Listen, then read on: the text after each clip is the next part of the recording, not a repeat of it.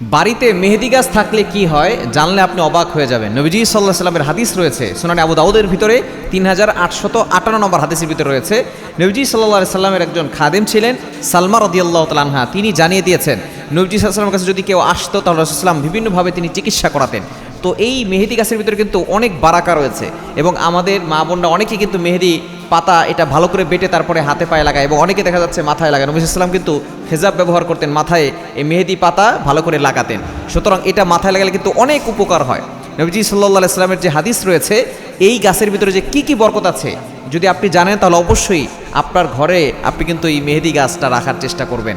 নবীজি সাল্লাল্লাহু আলাইহি ওয়াসাল্লাম জানিয়ে দিয়েছেন, সালমা রাদিয়াল্লাহু তাআলা বলছেন একবার তার কাছে এক লোক এসে বলতেন, ইয়া রাসূলুল্লাহ ইয়া হাবিবাল্লাহ, আমার মাথা ব্যথা। তখন রাসূলুল্লাহ সাল্লাম তাকে বললেন যে তুমি রক্তমুক্ষণ করা, অর্থাৎ তুমি হিজামা করো। হিজামা কিন্তু অনেক গুরুত্বপূর্ণ একটা চিকিৎসা, এটা কিন্তু আমরা অনেকেই করতে চাই না।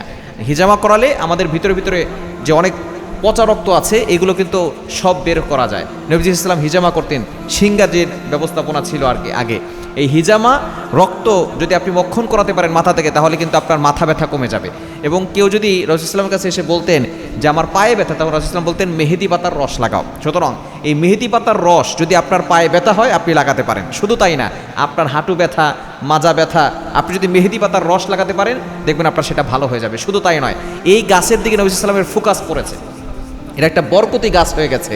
শুধু তাই নয়, এই গাছ যদি আপনার ঘরের ভিতরে থাকে আপনার ঘরের অভাব দূর হবে, আপনার ঘরের ভিতরে আল্লাহ পাক রব্বুল আলামিন বরকত দান করবেন এবং ব্যথা হলে আপনি সেখানে ব্যবহার করলে আপনার ব্যথাও দূর হয়ে যাবে।